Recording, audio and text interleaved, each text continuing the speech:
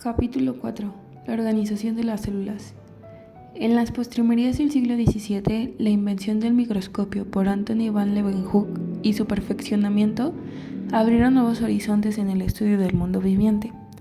Con este poderoso instrumento disponible, muchos investigadores y naturalistas se lanzaron a la caza del mundo microscópico.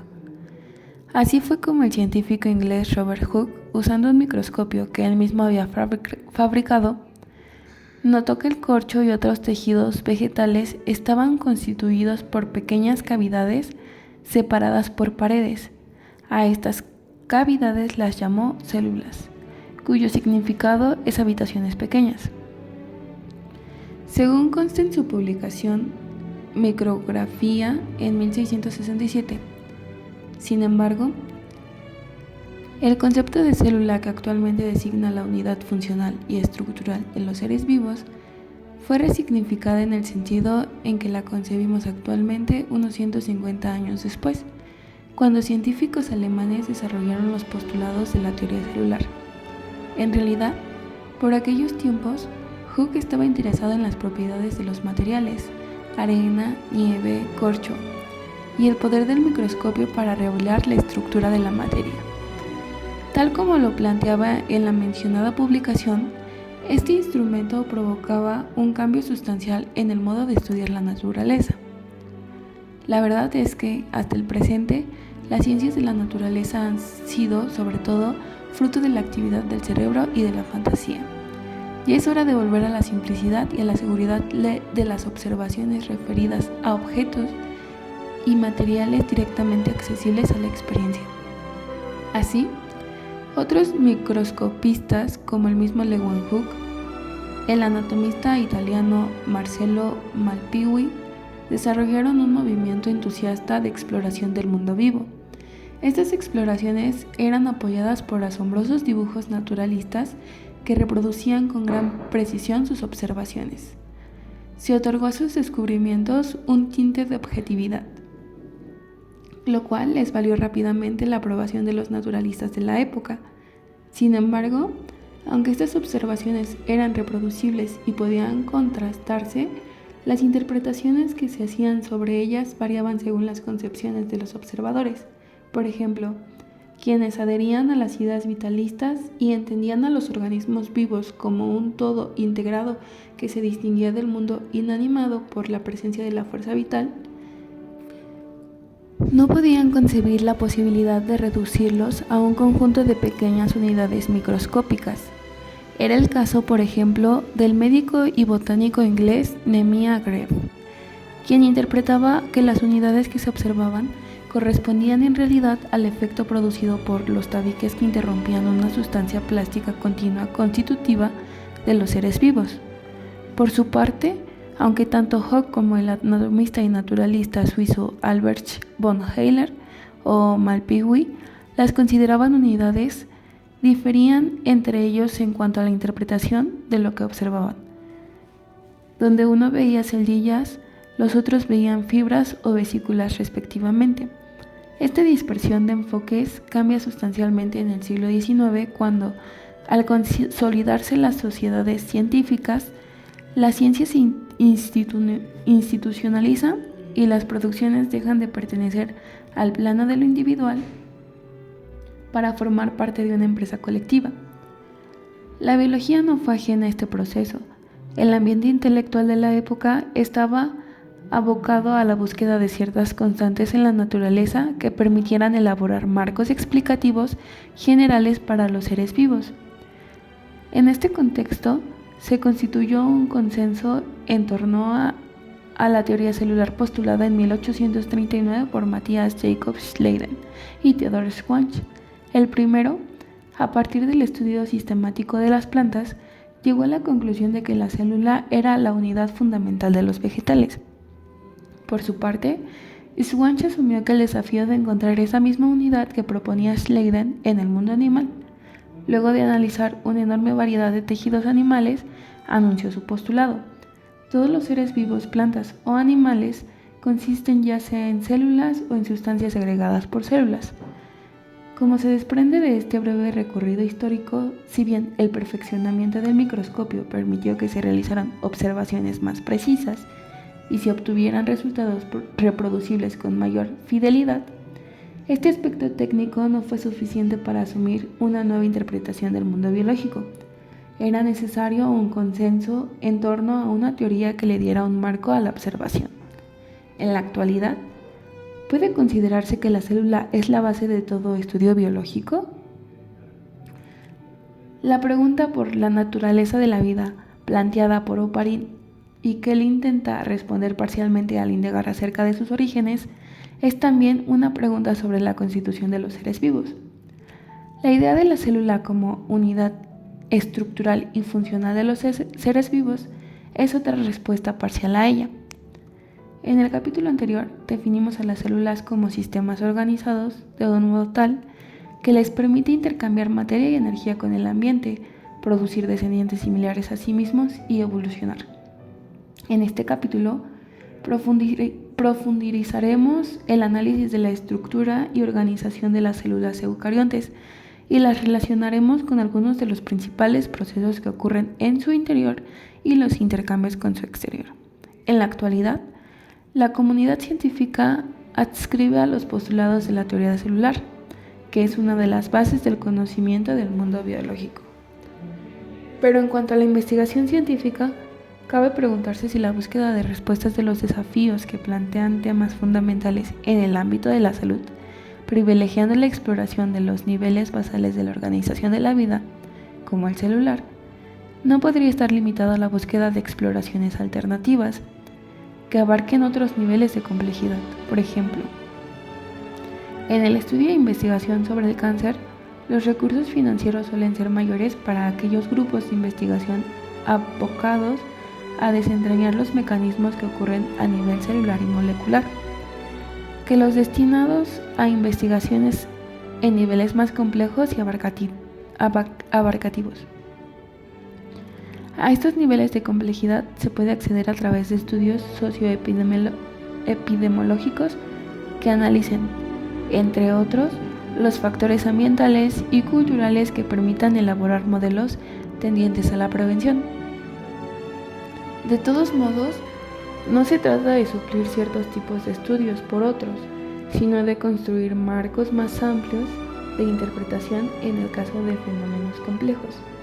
En este sentido, la búsqueda de un lenguaje común entre diversos grupos de científicos, la búsqueda de objetivos comunes, la información y el protagonismo de los ciudadanos, entre otros aspectos, es uno de los más grandes desafíos de esta época.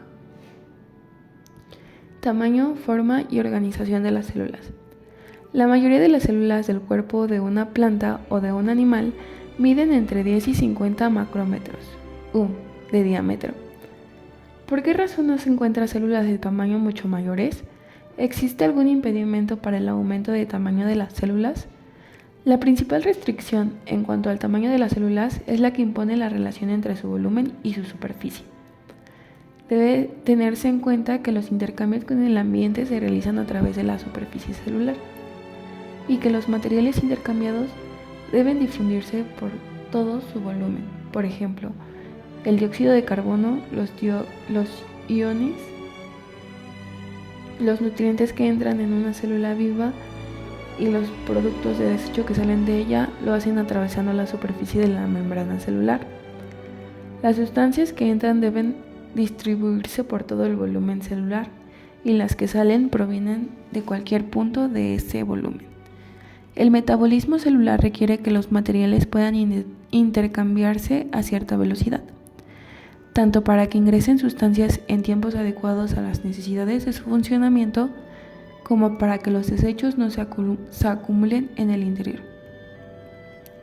Cuando un objeto aumenta su tamaño, la superficie y el volumen no lo hacen de manera proporcional. El volumen aumenta mucho más que lo hace la superficie y, en consecuencia, la relación superficie-volumen es cada vez menor. De esta manera, un aumento del tamaño celular implica una disminución relativa de la superficie y trae como consecuencia el enlazamiento de los procesos de intercambio y distribución de materiales. Una célula aislada tendría a tomar una forma esférica, al igual que las gotas de agua o las burbujas. Sin embargo, muchos organismos unicelulares adoptan otras formas debido a la presencia de estructuras internas como el citoesqueleto o de paredes celulares. Por otra parte, en los organismos pluricelulares, además de esos factores, influyen también la adhesión y la presión de otras células y superficies vecinas. Por lo general, en estos organismos, la forma de las células está en relación con las funciones particulares que cumplen, como hemos visto al proponer la teoría endiosimbiótica. Es probable que las células eucariontes hayan evolucionado a partir de células procariontes que fusionaron a otras del mismo tipo y luego establecieron relaciones simbióticas con ellas. Esta explicación es aceptada especialmente para el origen de las mitocondrias y los cloroplastos, pero estas no son las únicas organelas que componen este tipo celular. Diversas técnicas microscópicas modernas han permitido identificar otras multitudes de estructuras en el interior de las células eucariontes. La presencia de tales estructuras marca una importante diferencia con sus procededores procariontes, en los cuales todos los procesos ocurren en un mismo compartimento limitado por la membrana celular. La delimitación de espacios intracelulares implica la posibilidad de separación de las funciones, haciéndolas más eficaces. La mayor parte del ácido desoxirribonucleico ADN se mantiene en un compartimento separado, el núcleo, y el citoplasma se encuentra distintas organelas que llevan a cabo funciones específicas. Así, en una célula eucarionte básica podemos encontrar una membrana celular que delimita el medio interno del externo, un citoplasma que constituye el medio interno. Él puede distinguirse una parte líquida, el citosol, que es una solución cuyo solvente es el agua, mientras que los solutos constituyen una variedad de sustancias que participan del metabolismo celular, entre las cuales las proteínas constituyen aproximadamente el 20%. En el citosol se encuentran también flotando las distintas organelas, como las mitocondrias, los lisosomas y otros sistemas de membranas como el retículo endoplasmático. Un núcleo celular separado del citoplasma por la membrana nuclear y en cuyo interior se encuentra el material genético.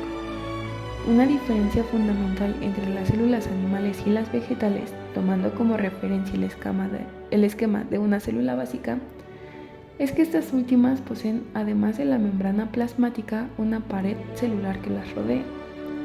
Otra diferencia importante se encuentra en su citoplasma.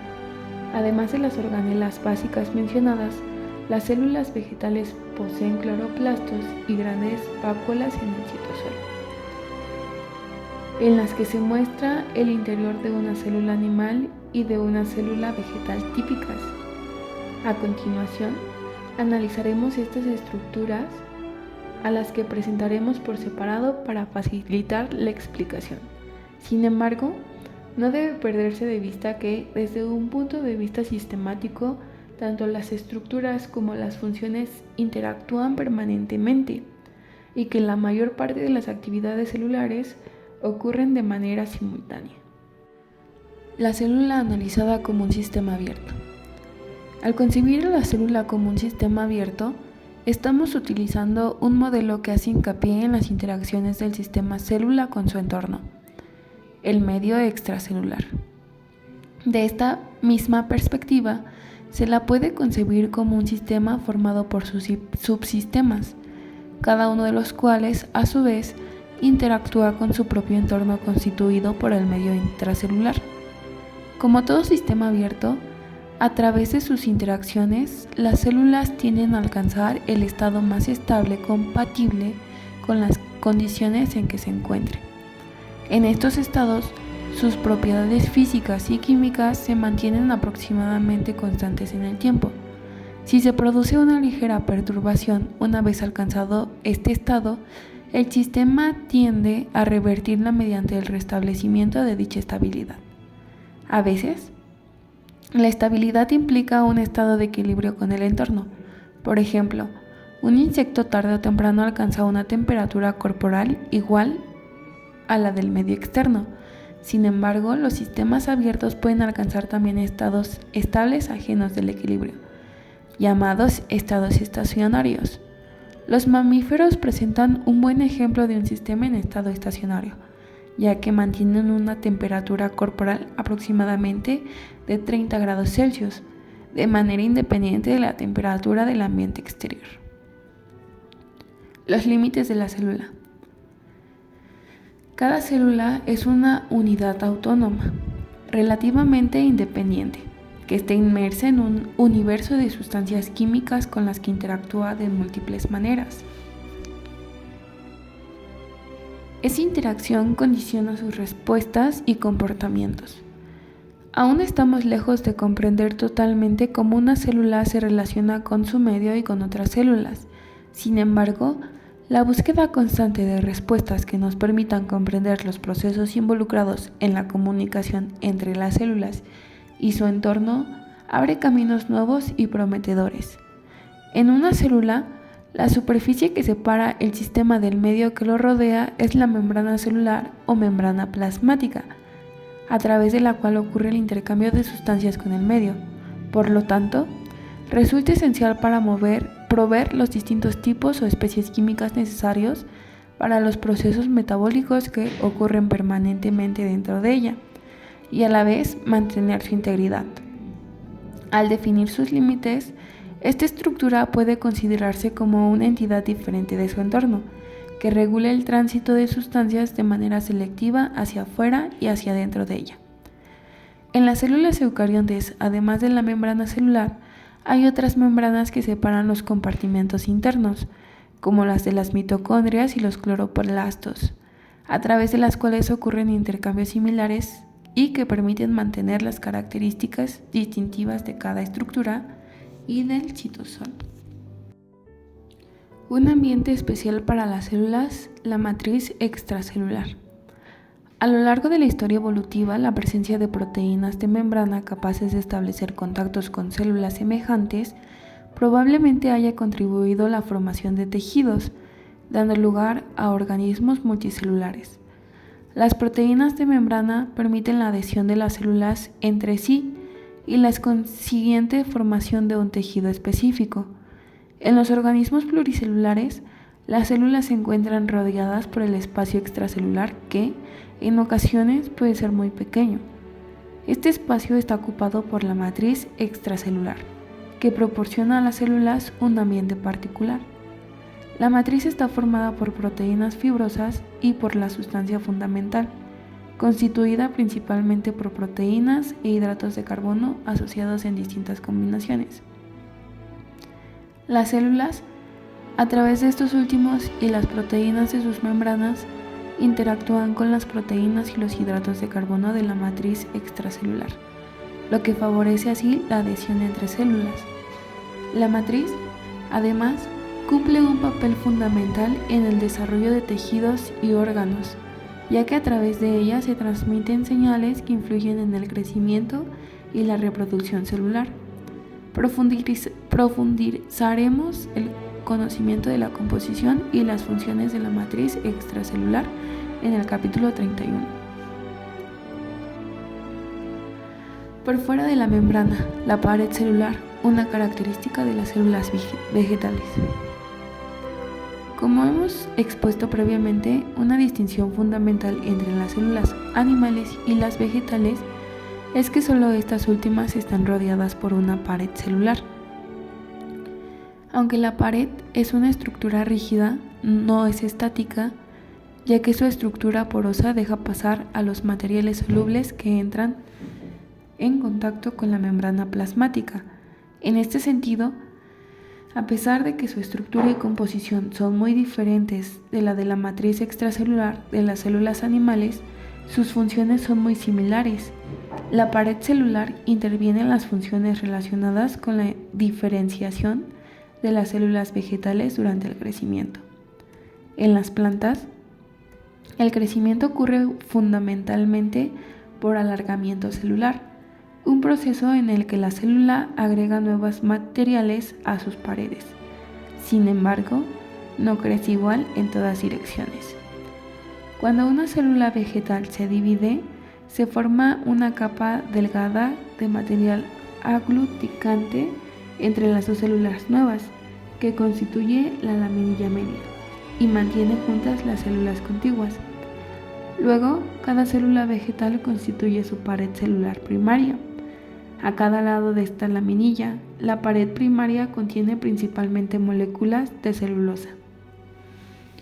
A medida que la célula madura puede formar una pared secundaria, ya no es capaz de expandirse de la misma manera que la primaria. La pared secundaria con frecuencia contiene polisacáridos como la lignina que la refuerzan. La célula vegetal, que en principio estaba viva, a menudo muere y solo deja la pared externa con una obra arquitectónica de la célula. Esto es lo que halló Hooke cuando observó las láminas de corcho. Muchas algas también contienen celulosa en sus paredes, mientras que en las paredes de hongos y procariontes, por lo general, esta sustancia está ausente. En el interior de la célula, el núcleo. La investigación de la estructura celular, como tantos otros casos en la historia de la biología, transcurrió por caminos diversos.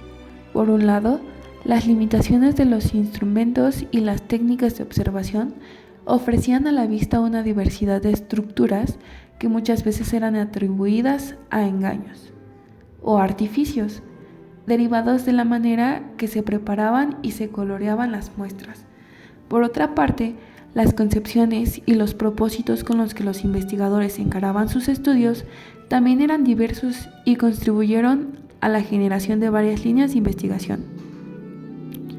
Ya desde la gestación de la teoría celular, lo que hoy conocemos como núcleo celular desempeñó un papel más que relevante en la definición de estas líneas. Matthias Schleiden había tomado como objeto de estudio a las células vegetales, que permitían ver con claridad las celdillas o células debido a que, como hoy sabemos, poseen una pared celular que las hacía más visibles a través de los microscopios rudimentarios.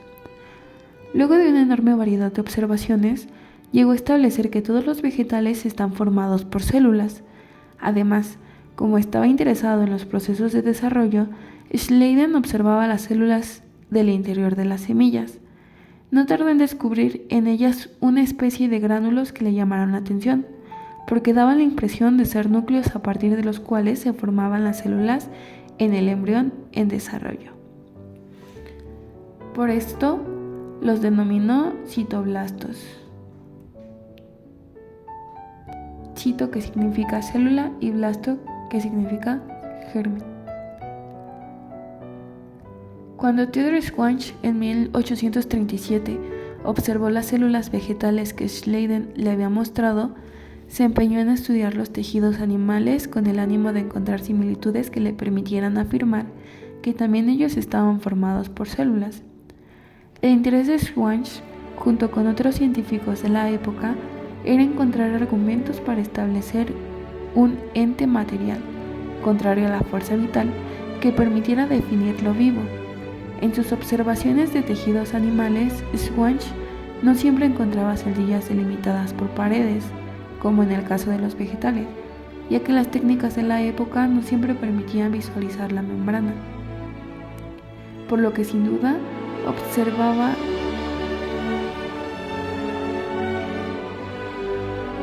eran los citoblastos descritos por Schleiden como los precursores de las células.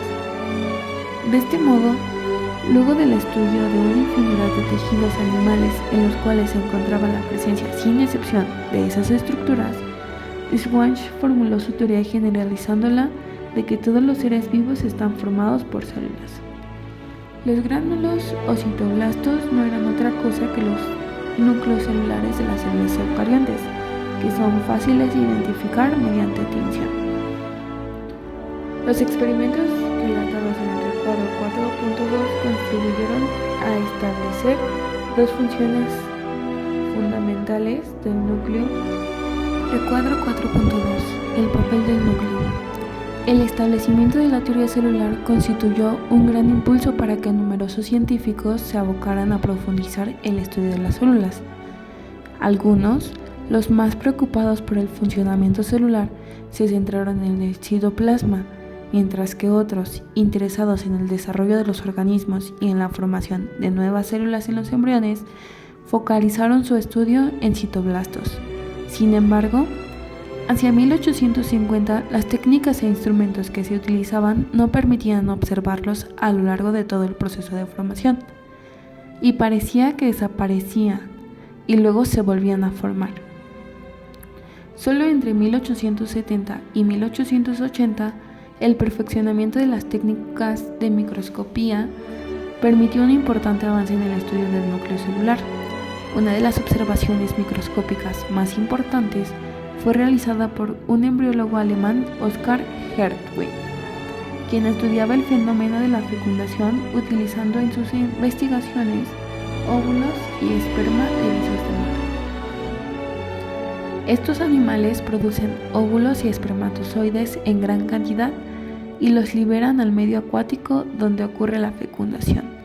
Además, los óvulos son relativamente grandes y transparentes y por lo tanto fáciles de observar. Todas estas características convierten a los gametos de erizo de mar en un buen modelo para el estudio del núcleo celular. Mediante la observación del proceso de fecundación bajo su microscopio, Hertwig vio que, a pesar de la presencia de un enorme número de espermatozoides, solo uno de esos penetraba dentro del óvulo. No hacía mucho tiempo que otros investigadores habían establecido la naturaleza celular de los gametos. Este conocimiento condujo a Hertwig a poner su atención en el núcleo de cada uno de ellos y seguir su evolución a partir de la unión de ambos. Así fue como pudo visualizar que el núcleo del espermatozoide se unía al del óvulo fusionándose. Esta observación, confirmada por otros científicos y en otros tipos de organismos, fue importante para establecer más adelante el hecho de que el núcleo es el portador de la información hereditaria. Otra importante pista acerca de la importancia del núcleo fue aportada por el citólogo alemán Walter Flemming en la década de 1880, época en la que mejoraron sustancialmente las técnicas de tinción de los preparados microscópicos. Flemming observó el núcleo celular compuesto por una serie de filamentos que se coloreaban fuertemente, la razón por la cual los denominó cromatina. Al observar los cambios que experimentaba la cromatina a lo largo del desarrollo de una célula, pudo observar cómo, en momentos previos a la división celular, el filamento se apelotonaba y luego se seccionaba en varios bastoncitos a los que denominó cromosomas. Durante la división celular, describió la danza de los cromosomas, es decir, el fenómeno por el cual estos bastoncitos se duplican formando cromosomas dobles, que se alinean en el ecuador de la célula y luego se separan en cromosomas simples, cada uno hacia un polo de la célula, que luego se divide en dos, lo que da lugar a dos células hijas. Según sus conclusiones, cada una de estas células hijas posee la misma cantidad de cromatina que la célula madre, como consecuencia de la duplicación de cromosomas previa a la división. Este proceso se denomina mitosis. En los siguientes, este mismo proceso fue observado en los más diversos grupos de animales y también en el reino vegetal, lo cual contribuyó a reforzar la validez del descubrimiento de Flemming. El hecho de que Flemming y Hertwig hicieran sus observaciones más o menos en la misma época no fue producto de casualidad, ya que en ese entonces acababan de incorporarse enormes mejoras en los microscopios ópticos y en las técnicas de microscopía. El hallazgo de los cromosomas en la intimidad del núcleo celular constituyó un enorme avance en el estudio de la célula, ya que indicaba la existencia de estructuras capaces de desdoblarse, dando lugar a dos núcleos idénticos a aquel que les dio origen y que formarán parte de las nuevas células originadas. Desde la época de Flemming se diseñaron y realizaron varios experimentos para investigar el papel del núcleo celular en la división de la célula. En un experimento simple, se eliminó por microcirugía el núcleo de un organismo unicelular eucarionte, una ameba, la cual dejó de dividirse y en pocos días murió. Sin embargo, en el transcurso de las 24 horas siguientes a la eliminación del núcleo original, se le implantaba el de otra ameba. La célula sobrevivía y podía dividirse normalmente. En los primeros años de la década de 1930, el citólogo alemán Joachim Hammerling estudió las funciones del núcleo y del citoplasma en forma comparada, aprovechando ciertas propiedades inusuales del alga marina acetabularia. En el cuerpo de acetabularia está formado por una única célula gigante de 2 a 5 centímetros de largo, en la que se pueden distinguir porciones diferenciadas: un sombrero, un pedicelo y un pie. El núcleo de la célula está contenido en la porción llamada pie.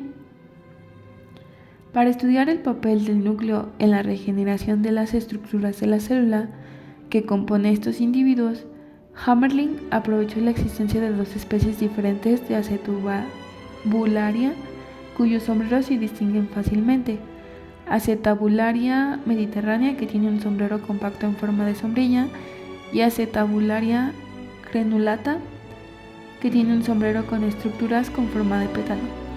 Hammerling observó que si se elimina el sombrero de una de estas células, rápidamente se regenera un nuevo similar al anterior. Hammerling interpretó estos resultados como indicio de que el núcleo dirige la producción de ciertas sustancias determinantes del sombrero y que éstas se acumulan en el citoplasma. Así explicaba la razón por la que luego se trasplantar un núcleo de otra especie a la célula a la que le había seccionado el sombrero. Poco después del trasplante nuclear, formaba un sombrero de tipo intermedio. Sin embargo, luego de extirpar el sombrero híbrido y al formarse el segundo sombrero, las sustancias determinantes a la forma del sombrero remanentes del núcleo anterior y presentes en el citoplasma antes de trasplazarse se habían agotado. De este modo, la forma del sombrero estaba por completo bajo el control del nuevo núcleo trasplantado proveniente de otra especie. Los experimentos relatados en el recuadro 4.2 contribuyeron a esclarecer dos funciones fundamentales del ciclo celular. En primer lugar, permitieron establecer que el núcleo contiene la información hereditaria que determina si un tipo particular de célula, ya sea un paramecio, una ameba o un alga unicelular, se desarrollará en un paramecio, una ameba o un alga unicelular con las mismas características de sus progenitores. Cada vez que la célula se divide, esta información pasa a las dos nuevas células. Este hecho es válido también para las células de los organismos pluricelulares que se multiplican por mitosis. En segundo lugar, según indicó el trabajo de Hammerling, el núcleo ejerce una influencia continua sobre las actividades de la célula, lo que asegura que las moléculas complejas que ésta requiere se sinteticen en la cantidad y el tipo necesarios. El modo en el que el núcleo desempeña estas funciones será descrito en las secciones 2 y 3. Características del núcleo. El núcleo es la estructura típica de la célula eucarionte, que habría surgido en el curso de la historia evolutiva por invaginación de la membrana celular de organismos procariontes. En relación con el tamaño total de las células, es una estructura frecuentemente esférica y voluminosa, tiene alrededor de 5 de diámetro y suele ocupar aproximadamente 10% del volumen celular. Está delimitado por una envoltura nuclear, constituida por dos membranas concéntricas separadas por un espacio perinuclear. Cada una de las membranas es una bicapa lipídica, cuya continuidad se ve interrumpida a intervalos frecuentes por pequeños poros nucleares por donde circulan materiales entre el núcleo y el citoplasma. Los poros no son simples perforaciones en la doble capa, sino que Uno de ellos está constituido por una estructura discoidal con más de 100 moléculas de proteínas que se conoce con el nombre de complejo de poro nuclear. A través de ellos pasan por difusión pasiva pequeñas moléculas solubles en la membrana. Por su parte, las moléculas grandes como las proteínas se movilizan según señales específicas hacia adentro o fuera del núcleo, mediante diferentes mecanismos de transporte activo. La membrana interna de la envoltura nuclear está recubierta por una red proteica llamada lámina nuclear que le aporta estabilidad al núcleo. En el interior del núcleo se encuentran los cromosomas observados tempranamente por Fleming.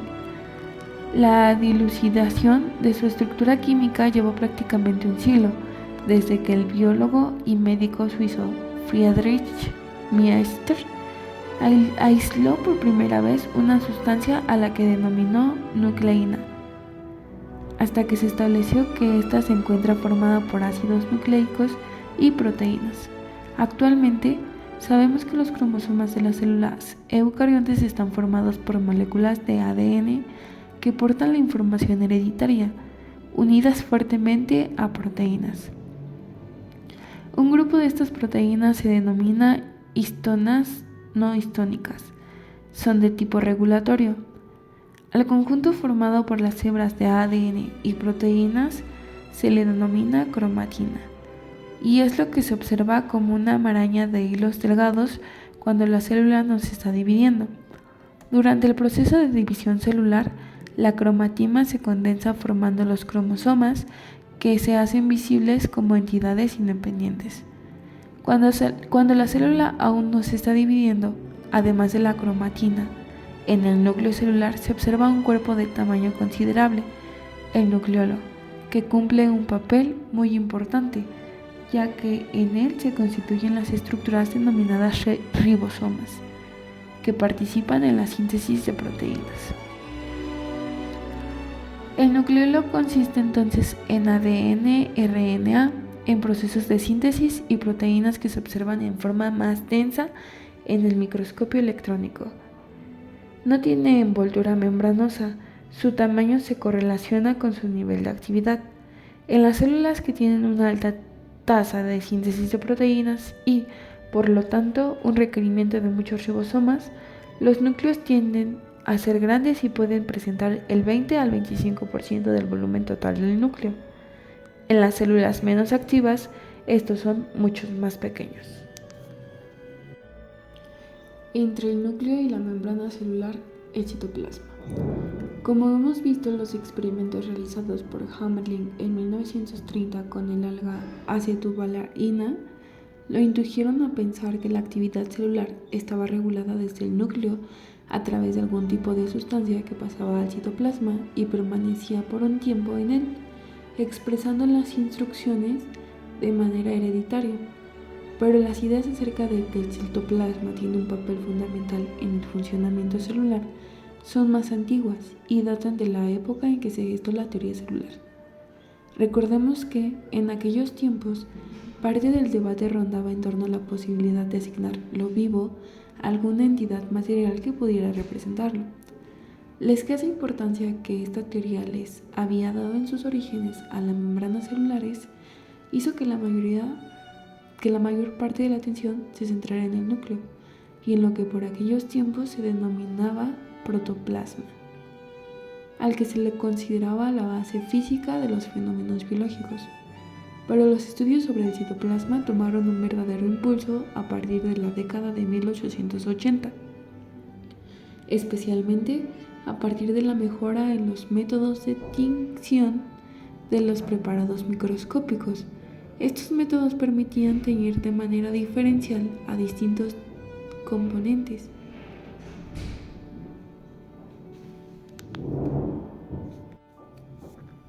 Del citoplasma. Además, se estudiaron sus propiedades fisioquímicas, lo cual llevó al naturalista alemán J.A. Otto Büchsli a describirlo como una mezcla de sustancias coloidales de diferentes viscosidades. Hacia finales del siglo XIX, Los estudios químicos mostraron que su composición era una mezcla de agua con una variedad de sustancias, como proteínas, hidratos de carbono y cuerpos grasos. Sin embargo, estas aproximaciones no alcanzaban para explicar de qué modo estas propiedades y estos componentes podían dar cuenta de la actividad vital de la célula. Tampoco fueron suficientes los descubrimientos que se realizaron a finales del siglo XX y durante la primera mitad del siglo XX, cuando gracias a los avances de la microscopia se logró observar diferentes organelas incluidas en el citoplasma. El retículo endoplasmático y el gastoplasma, las mitocondrias o el complejo de Golgi descrito por el microscopista italiano Camillo Golgi en 1898, es decir, se disponía de una gran variedad de datos obtenidos a través de diferentes técnicas y métodos, pero los análisis químicos y las estructuras no eran suficientes para establecer la conexión entre los resultados y la funcionalidad de la célula como un sistema vivo. Solo a partir de 1940, con el perfeccionamiento del microscopio electrónico y las técnicas de ultracentrifugación, fue posible aislar de manera eficaz estas estructuras, describirlas y caracterizarlas. A su vez, el desarrollo posterior de la biología molecular a partir de la investigación sobre el papel de los ácidos nucleicos como portadores de la información genética y de las proteínas contribuyó a poner en correspondencia muchas de las estructuras observadas y detectadas en el citoplasma, con una de las manifestaciones más significativas de la vida, la biosíntesis de las proteínas. A continuación, se describen las diferentes estructuras que conforman el citoplasma, tanto aquellas relacionadas con la síntesis de la enorme diversidad de proteínas, como las involucradas en otras funciones vitales relacionadas con las transformaciones de la energía y la materia en el interior de las células. Las estructuras en las que se sintetizan las proteínas, los ribosomas. Los ribosomas son estructuras en las que ocurre el acoplamiento de los aminoácidos durante la síntesis de proteínas. Son numerosos y su cantidad es variable, ya que está en relación con la cantidad de proteínas que la célula está fabricando. Los ribosomas no se hallan rodeados por una membrana y están constituidos por dos subunidades, una mayor y otra menor, cada una formada por ARN ribosómico y proteínas. Las dos subunidades normalmente están separadas y su ensamblaje se produce en el momento de la síntesis de proteínas. La ubicación de los ribosomas en el interior de una célula eucarionte es variable y depende de las funciones que desempeñarán las proteínas que en ellos se sintetizan. Algunas proteínas, como el colágeno, las enzimas digestivas o las hormonas, realizan funciones fuera de la célula y a veces a una gran distancia, si se considera la escala celular de su origen. Otras pasan a formar parte de las membranas celulares y otras, como algunas enzimas, actúan dentro del citoplasma. Los ribosomas en los que se sintetizan las proteínas que serán liberadas al exterior o que formarán parte de la membrana plasmática se encuentran adheridos a la membrana nuclear y a un sistema complejo de membranas internas llamado retículo endoplasmático. En cambio, aquellos en los que se fabrican proteínas citoplasmáticas se encuentran dispersos en el citoplasma. Los sistemas de endomembranas. Como hemos visto, las células eucariontes se caracterizan por poseer estructuras internas formadas por membranas que compartimentan al citoplasma en espacios especializados. Cada compartimento es funcionalmente diferente y tiene un grupo característico de enzimas que se corresponde con las funciones de cada uno. El sistema de endomembranas está constituido por vacuolas y vesículas. El retículo endoplasmático, el complejo de Golgi y los lisosomas. Aunque los distintos compartimentos están físicamente separados, se encuentran funcionalmente interconectados. En conjunto contribuyen a la síntesis, modificación, transporte y exportación de las proteínas. El metabolismo de los lípidos y la eliminación de las sustancias tóxicas. El desarrollo de estas organelas varía en los diferentes tipos celulares y depende de la función que estas células cumplen. A continuación, se describe cada una de ellas y se ejemplifica la relación entre estructura y función. Recuadro 4.3. Disección de la célula. En toda célula viva se desarrollan en forma simultánea un sinnúmero de reacciones químicas. Mientras cientos de moléculas se sintetizan continuamente por medio de ciertas vías enzimáticas, otras tantas se degradan por otras vías. Una manera de conocer las células es estudiar estas reacciones. En las células eucariontes, las reacciones químicas diferenciadas ocurren dentro de las organelas, como las mitocondrias, los lisosomas o los cloroplastos. Para estudiar las funciones específicas de una organela, ésta debe poder aislarse de las demás estructuras celulares y obtenerse en cantidades apreciables. Esto es posible mediante la técnica de centrifuguración diferencial que aprovecha las diferencias de tamaño y densidad de las partículas que componen las células. Estas partículas suspendidas en un líquido se colocan dentro de un tubo de ensayo en una ultracentrífuga y se las hace girar a velocidades muy altas. De este modo, las partículas sometidas a una intensa fuerza gravitacional se moverán a través del líquido a diversas velocidades. Las más grandes y más densas sedimentarán de manera más rápida.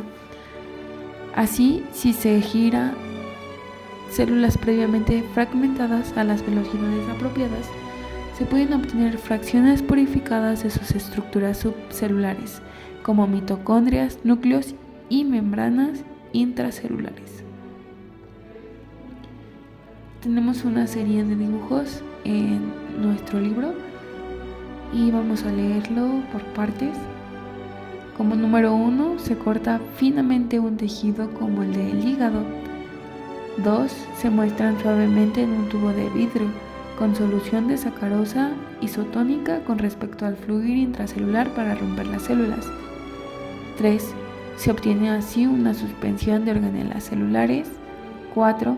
La suspensión obtenida se coloca luego en un tubo de vidrio especial muy resistente. 5. Se centrifuga a baja velocidad. Centrifuga a 700 gramos por 10 minutos. 6. Mediante este procedimiento, las estructuras con mayor tamaño, los núcleos, van al fondo del tubo, mientras que las organelas más livianas quedan suspendidas en el líquido que se llama sobrenadante. Y ahí podemos observar en la parte baja los núcleos y en la parte de arriba los sobrenantes con organelas. 7. El sobrenadante se transfiere a otro tubo especial de centrífuga. 8. Se centrifuga en velocidad más alta, lo cual hace sedimentar partículas tales como las mitocondrias y los lisosomas. Se debe de centrifugar a 100.000 gramos por 20 minutos. 9. En el precipitado se forma una pastilla en la que se encuentran mitocondrias y lisosomas y el sobrenadante se descarta. Podemos observar hasta el fondo de nuestro tubo la pastilla y arriba el sobrenadante con membranas y ribosomas. Como número 10, se prepara por un lado un gradiente de densidad de sacarosa en un tubo de centrífuga y por otro lado se suspende la pastilla que contenía las mitocondrias y los lisosomas en una solución de sacarosa isotónica. Podemos observar que el más denso se va hasta el fondo y el menos denso flota. Número 11. Se coloca la suspensión suavemente en la parte superior del gradiente de densidad de sacarosa. Y 12. Se centrifuga a una velocidad más alta aún. De este modo, cada tipo de organela se mueve a través del gradiente de velocidad diferente según su propia densidad.